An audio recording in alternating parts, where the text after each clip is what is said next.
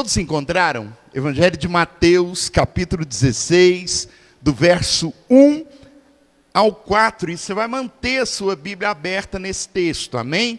Nós vamos meditar em todo o capítulo, mas nós vamos usar como base apenas os primeiros versículos. Amém? Glória a Deus. Diz assim a palavra do Senhor: aproximando-se os fariseus e os saduceus, tentando-o, pediram-lhe que lhes mostrasse um sinal vindo do céu. Ele, porém, lhes respondeu: chegada a tarde, dizeis, haverá bom tempo, porque o céu está avermelhado. Pela manhã, hoje haverá tempestade, porque o céu está de um vermelho sombrio. Sabeis, na verdade, discernir o aspecto do céu, e não podeis discernir os sinais dos tempos? Uma geração má e adúltera pede um sinal. Uma geração má e adúltera pede um sinal. E nenhum sinal lhes será dado, senão de Jonas, e deixando-os, retirou-se. Curva a tua cabeça, feche os seus olhos. Pai, nós entramos na tua presença, Deus. Verdadeiramente o Senhor operou por meio dos louvores. Agora, Deus, fala por intermédio da tua palavra, Deus. Eu me coloco como instrumento teu para ser usado por ti nessa noite. Em nome de Jesus é que eu oro. Amém e amém. Queridos, preste bastante atenção aqui. Os acontecimentos registrados no capítulo 16 do Evangelho de Mateus, e aí eu digo não apenas os primeiros versículos, mas todo o capítulo 16, constituem o ponto crítico do ministério de Jesus. Para você entender o que é ponto crítico, é como se fosse uma virada de chave. Jesus agora vai mudar a tônica do seu discurso. Jesus agora está caminhando para o final do seu ministério. Se você caminhar pelos capítulos posteriores, os próximos capítulos, a partir do capítulo 16, você vai perceber isso. A tônica dos relatos muda. A tônica do discurso de Jesus muda. Por isso nós dizemos que este capítulo 16 é uma virada de chave. É um ponto crítico no ministério de Jesus, não apenas pelo fato de Jesus mencionar a igreja pela primeira vez dentro do seu ministério, e também de falar abertamente de sua morte, preparando os seus discípulos para a sua prisão, crucificação e ressurreição, mas também por revelar o quão distante as pessoas estavam do que ele desejava ensinar. Esse capítulo é um ponto crítico, não apenas pela realidade que está por vir, a morte de Jesus e a apresentação da igreja como um plano de Deus para os homens, mas também porque Jesus vai perceber que as pessoas, por mais que houvessem caminhado juntamente com eles, pelo menos os seus discípulos, ainda não haviam compreendido do que Jesus falava.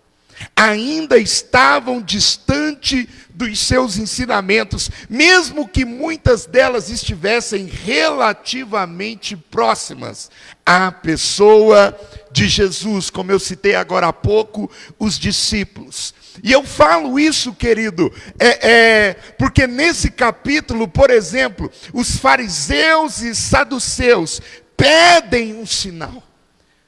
Um sinal a um Cristo que já tinha mostrado N sinais de que ele verdadeiramente era o Messias profetizado no Antigo Testamento. E eles agora querem um sinal como condição para que pudessem acreditar e talvez o seguir, o que eu não acredito. E Jesus é enfático em dizer que nenhum sinal lhe seria dado, a não ser o sinal de Jonas.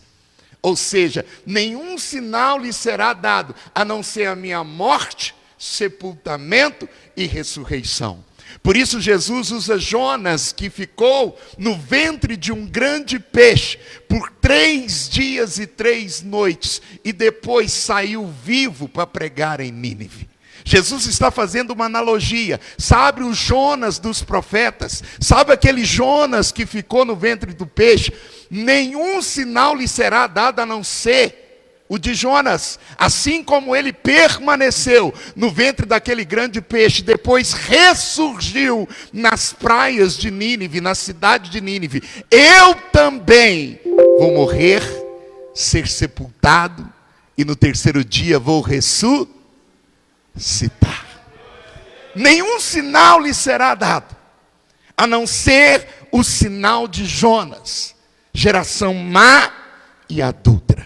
É nesse capítulo também que os discípulos demonstram total incompreensão e desconhecimento daquilo que Jesus falava e lhes ensinava. E aí eu te convido a acompanhar com seus olhos aí do versículo 5 ao versículo 12 de Mateus, porque é nesse trecho que os discípulos, quando Jesus falava e lhes ensinava, é nesse trecho que Jesus lhes adverte sobre o perigo do fermento dos fariseus e saduceus, ou seja, a persuasão que esse grupo imprimia nas pessoas, e eles, ingenuamente, os discípulos, pensam que Jesus está falando de pão. Jesus vai dizer assim: ora, tendo os discípulos passado para o outro lado, esqueceram-se de levar pão. E Jesus lhes disse: vede, e acautelai-vos do fermento dos fariseus e dos saduceus. Eles, porém, discorriam entre si, dizendo: é porque não trouxemos pão. E por que os discípulos pensam isso? Porque Jesus tinha acabado de multiplicar pães e peixe. E eles fizeram uma associação. Jesus deve estar falando: olha, se vamos fazer pão, que não peguemos fermento da mão dos fariseus. Deve ser um fermento ruim, estragado, vencido. Mas Jesus não estava falando de um fermento literal. Jesus estava falando de um fermento espiritual. Jesus estava falando do péssimo discurso dos fariseus e saduceus. E naquele momento, Jesus não apenas se depara com uma geração má e adúltera, mas ele também se depara com discípulos que não entenderam nada que Jesus falava. Com discípulos que, mais uma vez, demonstram não ter conhecimento daquilo que Jesus pregava. Quantas e quantas parábolas Jesus recitou e os discípulos perguntavam: mestre, do que você falava mesmo? Você está entendendo? A sensação que eu tenho é que a paciência de Jesus estava esgotando. Porque agora, nesse ponto, querido, já se passaram 3 anos em que Jesus estava caminhando com eles. Ensinando, direcionando, parando, tirando tempo, separando muitas das vezes os 12 para falar diretamente com eles. E eles ainda não conseguiam compreender do que Jesus falava. Esse capítulo é um divisor de água no ministério de Jesus, porque é também nele que um dos seus discípulos mais chegados, a saber, Pedro, demonstra a Jesus notória oscilação da sua fé. Porque depois de ser usado por Deus e fazer uma das mais emblemáticas e importantes confissões acerca de quem era o Cristo, ele é repreendido por esse mesmo Cristo, por se opor à obra da cruz. Quem as pessoas dizem que eu sou? Uns dizem João Batista, outros dizem Elias, outros Jeremias e algum dos profetas. Mas vós, lá no versículo 15, continuou ele: quem dizeis que eu sou? Respondendo Simão Pedro disse: tu és o Cristo, o Filho do Deus vivo. Uma das confissões, se não a mais emblemática acerca de Cristo. Mas esse mesmo Pedro, no mesmo contexto, consegue dizer para Jesus: não, Senhor, assim não. Tenha compaixão de ti mesmo. Não morra dessa forma. Não padeça dessa forma. Pedro, querido, consegue em um só dia ir de uma rocha que não se abala e consegue confessar Cristo a uma pedra de tropeço para aqueles que estão à sua volta. A resposta de Jesus a esse Pedro oscilante é: para trás de mim, Satanás, porque você cogita das coisas dos homens. Quem aqui está entendendo, diga amém. Quem aqui está entendendo, diga glória a Deus. Talvez, querido, depois desse breve resumo desse capítulo, porque é isso que eu fiz nessa introdução, que, como eu disse, é um capítulo onde é um ponto crítico no ministério de Jesus. Talvez depois desse breve resumo, você com certeza deve estar pensando no quão duro e decepcionante deve ter sido para Jesus saber que aquela geração estava tão distante da sua proposta de reino. Imagine você caminhar por 3 anos. Tudo bem que o início do capítulo são saduceus e fariseus pedindo um sinal, e não se esperava outra coisa deles. E aquela não era a primeira vez que eles pediam um sinal para Jesus. Outra coisa é você ver discípulos tão próximos de Jesus demonstrarem tamanho desconhecimento dos seus ensinamentos. Você deve estar pensando o que eu pensei quando eu comecei a elaborar essa pregação. O quão decepcionante foi para Jesus. É como se Jesus olhasse para trás e dissesse: do que valeu esses 3 anos? Do que valeu caminhar juntos? Do que valeu os milagres? Do que valeu andar sobre as águas? Do que valeu multiplicar os pães? Do que valeu os capítulos 5, 6 e 7 do Evangelho de Mateus, que são as bem-aventuranças ou o Sermão do Monte? Do que valeu todo aquele discurso se eles não entenderam nada? Do que valeu? E pior, com a sua crucificação se aproximando, com a sua crucificação próxima. Talvez seja por isso que ele, no impulso, indaga aos seus discípulos: vocês ainda não compreendeis. Esse ainda, pelo menos para mim, me faz entender que, olha, o tempo está ficando curto e vocês ainda não entenderam a minha mensagem. Mas, queridos, engana-se quem pensa que a nossa geração está distante da forma de pensar e de agir daquela geração. Engana-se quem pensa que a nossa geração não se assemelha e muito àquela geração do capítulo 16 do Evangelho de Mateus. Engana-se quem pensa que nós somos diferentes daqueles que estavam tão próximos de Jesus, mas que ao mesmo tempo não entendiam e compreendiam nada dele. Nós não somos diferentes daquela geração. E talvez da história do cristianismo, desde a ressurreição de Jesus e a igreja primitiva até os dias atuais, talvez não houve geração que se assemelhasse tanto com a geração do capítulo 16 do Evangelho de Mateus. Pastor, por que você está dizendo isso? Sabe por quê, querido? Porque nós também, preste bastante atenção nisso, nós também, à semelhança daquela geração, estamos sempre carentes de sinais. Posso ouvir um amém? Nós também somos uma geração carente de sinais.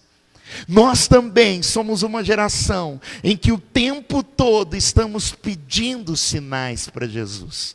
E sabe o que implica pedir sinais? Condicionar a nossa forma de crer. Condicionar a nossa forma de fé. Nós também somos tão ou mais adúlteros quanto aquela geração. Somos. Porque condicionamos a nossa fé e permanência na palavra de Deus aos sinais. Pastor, eu não entendi. Se Cristo fizer, eu permaneço. Se Ele agir, eu permaneço. Se Ele responder, eu permaneço. Você está entendendo? Amém? Uma geração má e adúltera que está atrás de condições materiais, ou seja, atrás daquilo que Deus pode fazer e não daquilo que Ele é. Essa é a nossa geração, uma geração semelhante àquela geração. Vivemos o tempo de um evangelho, querido, me perdoe a franqueza, interesseiro. Um evangelho interesseiro, o evangelho de respostas, o evangelho de sinais. Ainda que Jesus disse que os sinais acompanhariam aqueles que creem, não é essa a proposta de reino. Não é essa a proposta de reino. Um tempo de uma geração onde nos apegamos aqui, mais aos milagres de Cristo do que ao Cristo do milagre. A gente quer mais os milagres de Cristo, os sinais de Cristo, e não verdadeiramente o Cristo do sinal, o Cristo do milagre. Pastor, eu não entendi. Em outras palavras, a fé dessa geração está condicionada àquilo que Jesus faz, e não àquilo que Ele é. Sabe? É uma geração que não está muito distante daquilo não, querido. É uma geração que tem que sentir para crer. Não, pastor, eu não entendi. É uma geração que tem que sentir-se bem para vir no culto. Por que você não veio no culto, irmão? Porque eu não estava me sentindo bem. Pior, é uma geração que coloca na conta de Deus o não frequentar a igreja. Se afastou da igreja, irmão. Você não veio mais. É porque eu não senti de Deus. Vá para o inferno.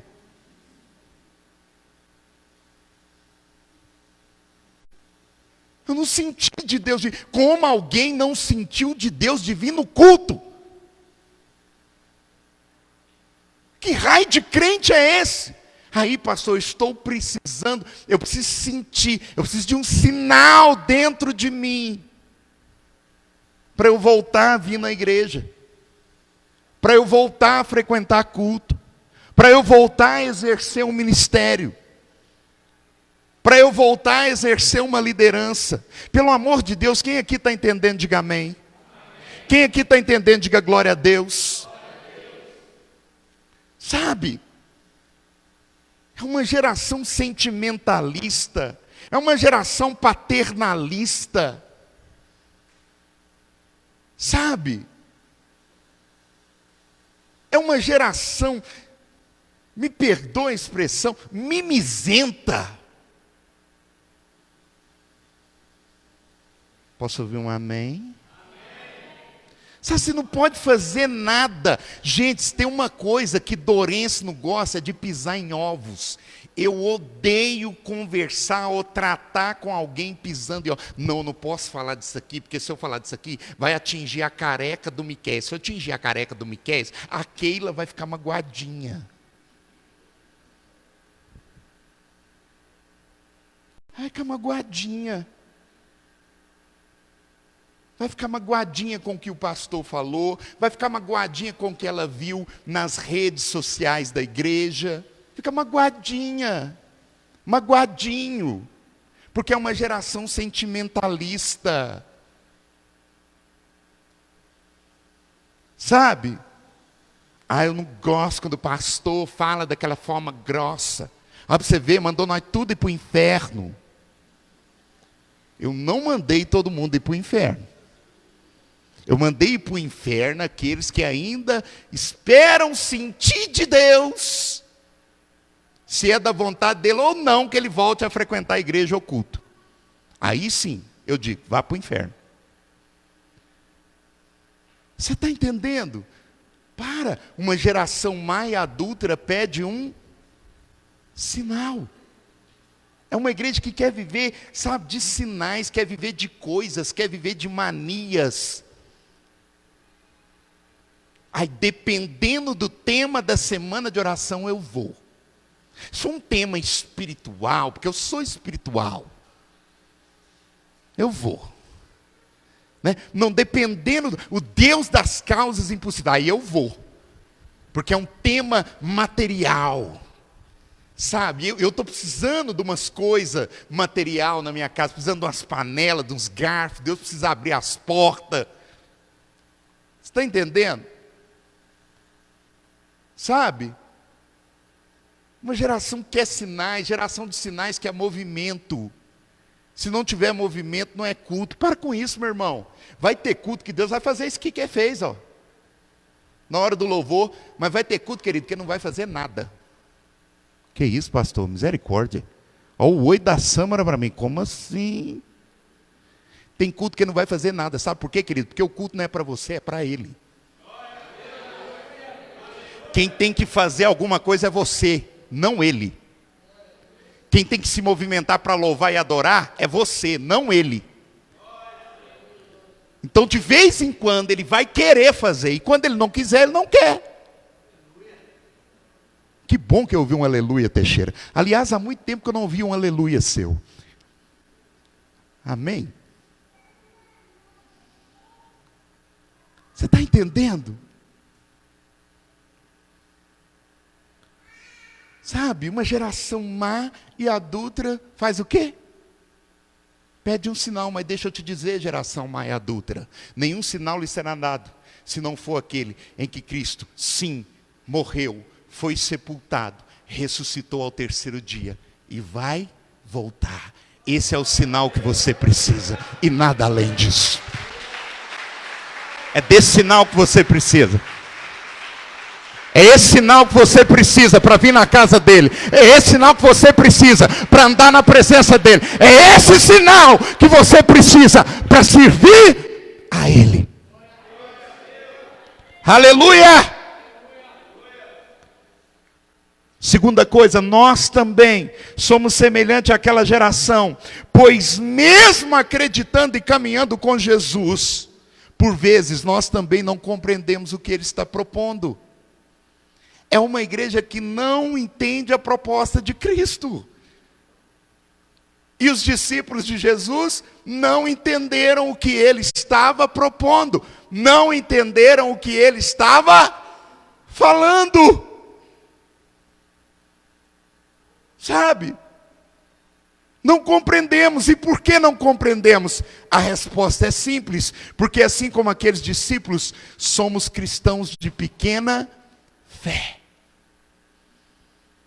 A gente, né, Miquel, se apega muito nesse trecho do texto, ao fato deles não compreenderem. Jesus está falando de um fermento espiritual, eles entendem de um pão literal. E eu confesso aos irmãos que por vezes eu olhava esse texto e ria. Eu ria. Só para você ver, que viagem. Estão viajando. Mas a questão é que, por que eles não entenderam? Porque tinham uma fé pequena. Porque tinham uma fé mirrada. Porque tinham uma fé míope. Você sabe qual é o problema do míope? E aí eu posso falar com propriedade, porque eu sou. Tem mais míopes aqui? Então o míope vai entender o que eu estou falando. Ah, você está de lente, Lívia? Ah, tá. O míope, sem o óculos, eu estou vendo todo mundo borrado aqui, ó. Você está entendendo? Algumas pessoas, eu sei que é o pastor Teodoro por causa da caixa. Se não fosse isso, eu não saberia. Você entendeu? Algumas pessoas olhando daqui, eu não sei, já quem são, lá atrás. Porque você enxerga tudo embaçado. Uma fé míope, querido, é uma fé embaçada. Você nunca tem a exata dimensão e noção. Você também é míope, Adna? Astigmatismo. Você entendeu? Enxerga tudo embaçado, desfocado. Uma fé míope é uma fé desfocada. Tudo fica pequeno à distância. Por isso eu não compreendo. Eu leio e não entendo. Né? Eu já contei aqui num culto de quinta-feira, quem já ouviu, por favor, me perdoe, quando eu trabalhava em Pará de Minas, Samuel, e o meu óculos quebrou. E eu não tinha um óculos reserva. E eu ia trabalhar, eu dependia de lotação. E aí, eu tinha que pegar a lotação, acho que São Pedro e Santa Edviges, para ir para o meu bairro. E aí eu parei na porta do INSS, bom, agora vai lascar, né?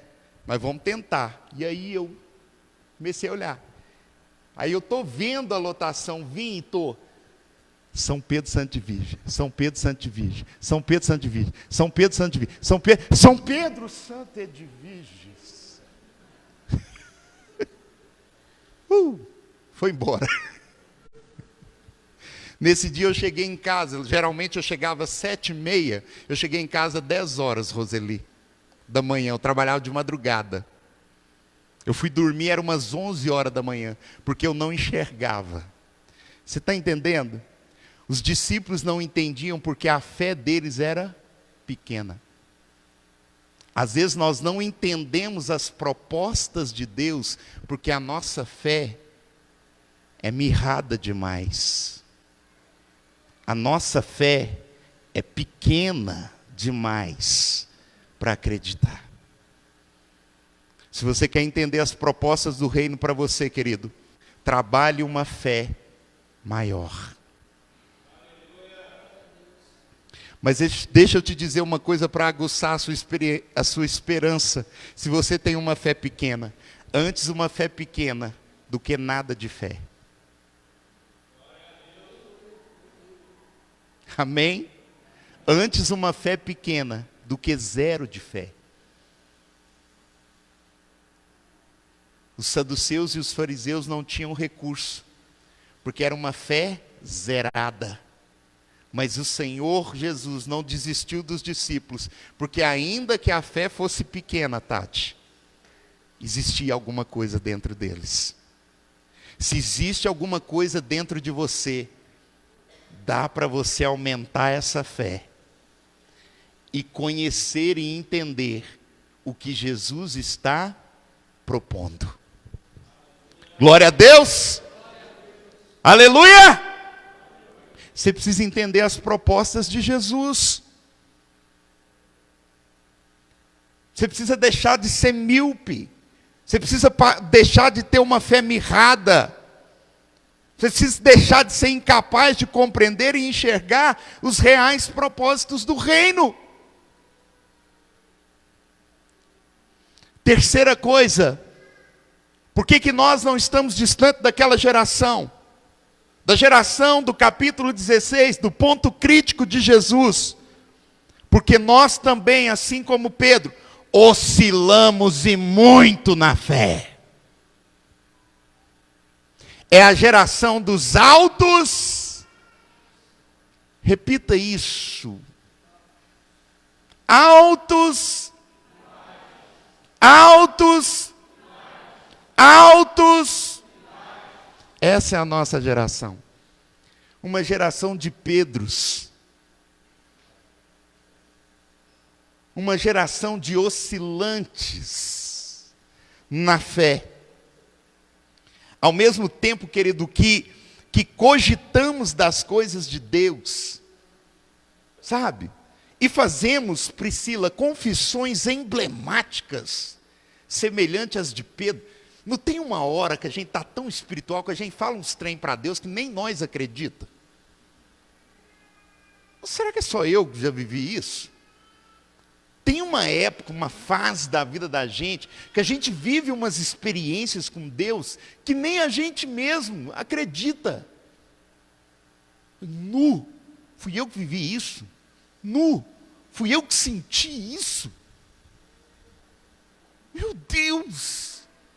Sabe, tem uma hora, gente, que dá um orgulho das orações da gente, não dá? Nó! Essa aí, né? Não é? Umas orações que saem. Quando eu digo oração, não estou falando de belas, não, flui. Não tem dia, Samara, que a oração flui. Você levanta, não é, Nivaldo? Você levanta, nó, eu estou pronto, pode vir o que vier.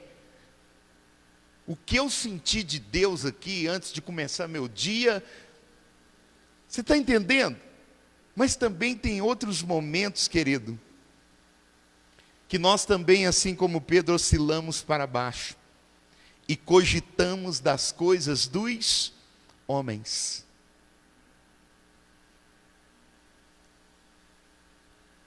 Nos versículos 13 ao 20, tem um Pedro cogitando das coisas de Deus.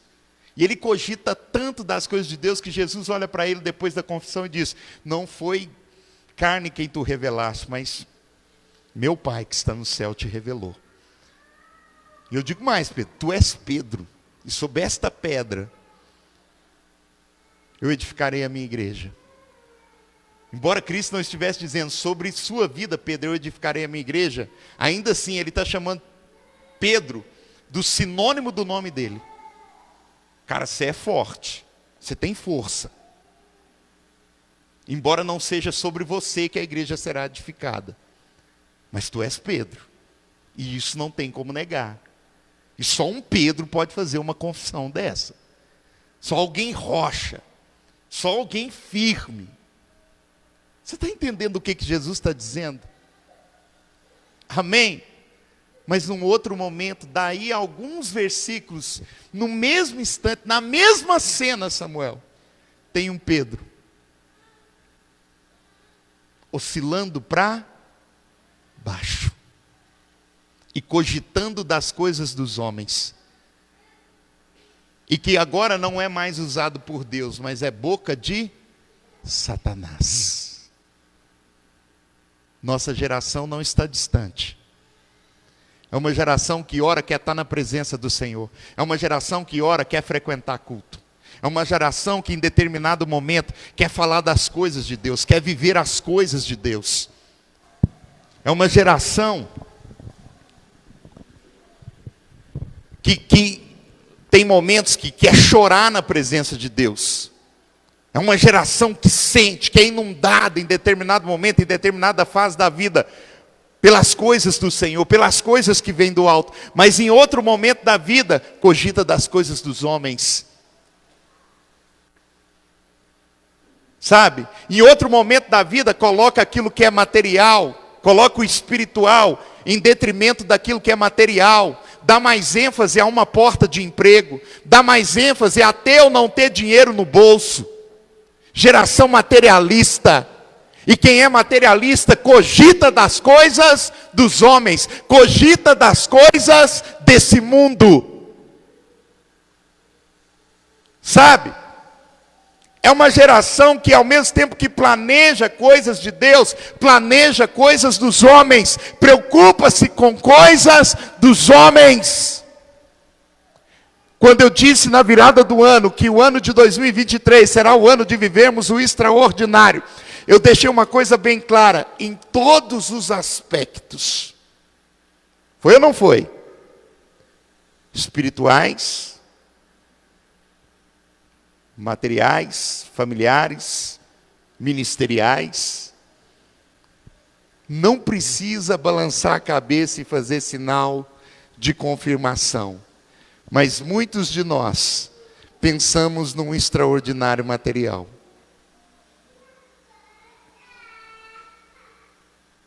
Hã? Estou falando algum absurdo, Tiago? A proposta é um extraordinário pleno, íntegro, total. Mas muitos de nós nos apegamos e cogitamos daquilo que é do homem.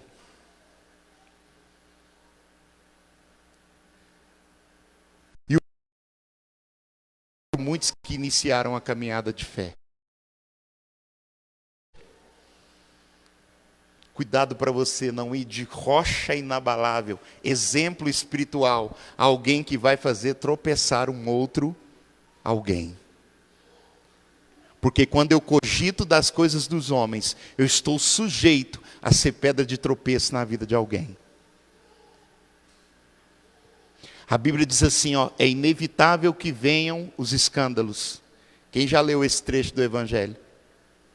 É inevitável, ou seja, não tem como, uma hora ou outra vai acontecer.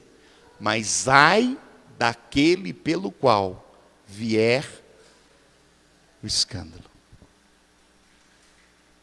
Cuidado, querido. Quem cogita demais das coisas do mundo, quem cogita demais das coisas dos homens, está sujeito a ser pedra de tropeço na vida de alguém. Amém? Amém. Glória a Deus. Nós vimos recentemente, quem acompanha jornal, o governo atual, e aqui eu não quero entrar em viés de direita ou de esquerda, mas o governo atual é tirar o Brasil de um decreto lá conservadorista, e até mesmo de uma posição contrária ao aborto. Quem viu isso? De uma posição contrária ao aborto, foi tirado. Politicamente, o Brasil não é mais um país contrário ao aborto. E aí eu ouvi hoje, da boca de um padre, da boca de um padre, ele dizendo assim, cuidado, você precisa entender o que é pecado direto e pecado indireto. Se você votou nesse governo que agora tirou o nosso Brasil de uma posição contrária ao aborto, você pecou e induziu pessoas a pecarem indiretamente. Você pecou indiretamente e pode estar levando pessoas a tropeçarem. Indiretamente. Quem aqui entendeu o recado? Amém? Cuidado. Pedro, no mesmo dia em que foi extremamente espiritual, cogitou das coisas dos homens. Mas a pergunta que fica para nós, e eu termino por aqui, é por que depois de tantos anos se passarem desta passagem, mais de 2000 anos, nossa geração ainda consegue se assemelhar àquela geração? Porque a semelhança daquela geração, querido, nós também desconhecemos a real proposta do Evangelho. Jesus termina ou fecha esse capítulo 16, dizendo lá no versículo 24, então disse Jesus aos seus discípulos, se alguém quer vir após mim, a si mesmo se negue, tome a sua cruz e siga-me. Aquela geração não entendeu a proposta de renúncia. A nossa geração parece que não entendeu. Por isso pedimos sinais. Por isso não compreendemos o que Cristo ensina por meio da palavra. E por isso oscilamos tanto. Jesus fecha esse capítulo, essa virada de chave, esse ponto crítico, mostrando a real proposta do Evangelho. E a real proposta do Evangelho, querido, continua sendo a mesma. Negue-se a si mesmo. Tome a sua cruz e siga-me. Deixa eu te dizer uma coisa sobre renúncia. Evangelho sem renúncia pode ser qualquer coisa. Qualquer coisa. Pode ser uma palavrinha que anima, afaga o ego, alegra, mas está longe de ser evangelho. Pode ser qualquer coisa. Igreja que omite renúncia pode ser qualquer coisa, menos igreja. Pode ser um clube social, pode ser um ajuntamento de pessoas, mas não é igreja. Igreja que é igreja, vive a verdadeira proposta do Evangelho. Se coloque de pé do teu lugar.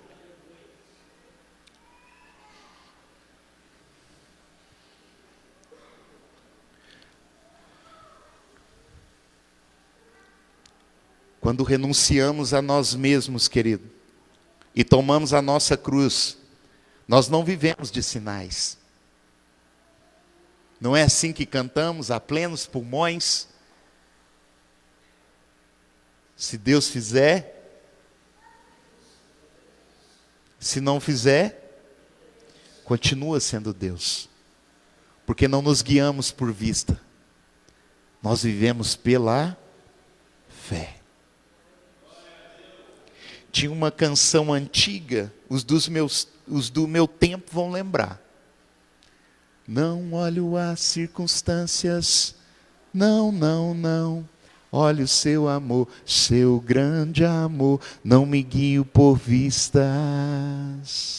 Alegre estou, não olho as circunstâncias, não, não, não. Olha o seu amor, seu grande amor, não me guio por vistas. Alegre estou.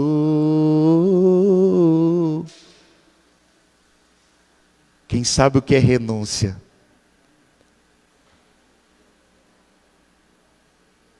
Quem sabe o que é renúncia? Não vive de sinais. Não vive por aquilo que Cristo faz. Vive por aquilo que Cristo é.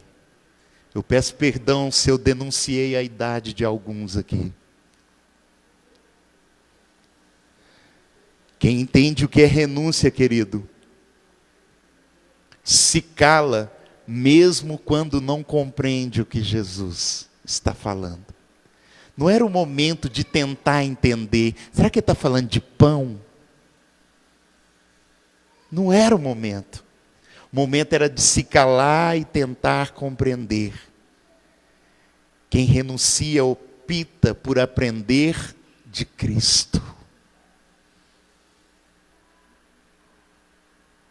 E aprendei de mim, que sou manso e humilde de coração. E por fim, podemos até oscilar. Podemos até oscilar, Samuel.